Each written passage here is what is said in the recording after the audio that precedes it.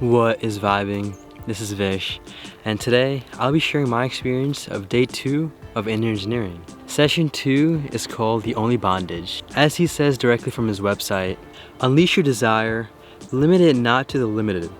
In the boundlessness of the desire is your ultimate nature. So at this point in time, to keep it real with y'all, I was very excited for the program, but at the same time, an hour and a half of just sitting and doing certain asanas can be challenging, especially to even a meditation practitioner who doesn't meditate for that long.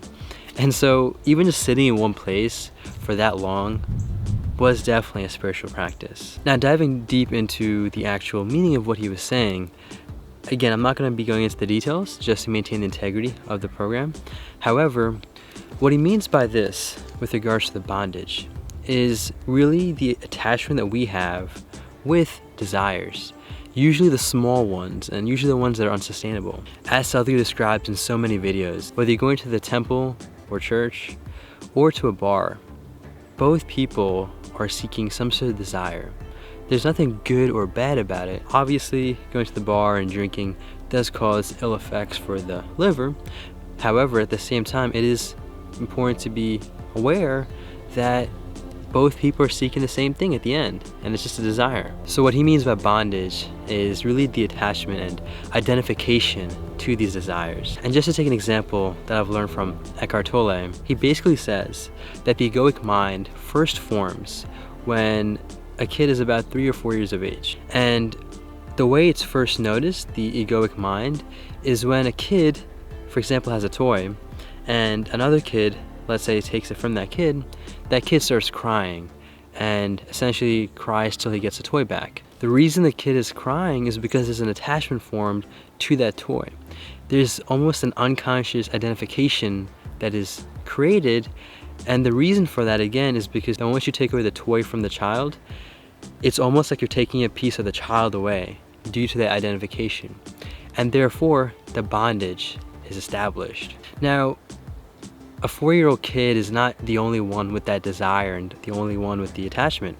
It continues onwards as the child grows older. And looking at it from the point of view of thought, essentially, before the child is of age to where they're able to speak and have some sort of conversation and even have that attachment form, before that, there's a period called below thought, or almost animalistic, in the sense that even animals can't really think. And so it's all primal, instinctual based action and living. However, once the child hits that age, then he's at thought, but at the same time he's identified with that thought. So that's why I call it being at equal with thought. And this is also important with the whole journey.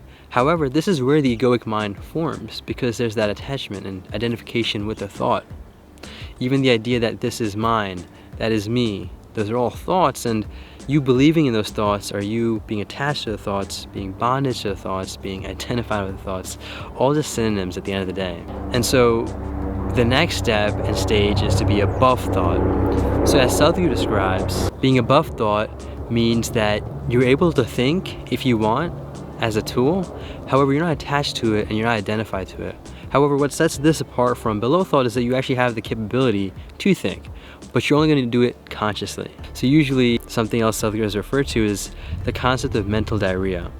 We tend to have all these thoughts going on, and it's honestly 90 to 95% BS, nothing meaningful, nothing helpful, nothing productive, and it's just your mind diarrhea. It's almost like this, in which he's talked about in another video. Imagine having your hand just moving around randomly and you not having control over it. It's a very similar thing.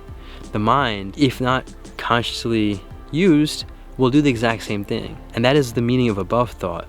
And once you become above thought, you will realize that desires are not a bad thing and they're not a good thing. They're meant to be used consciously.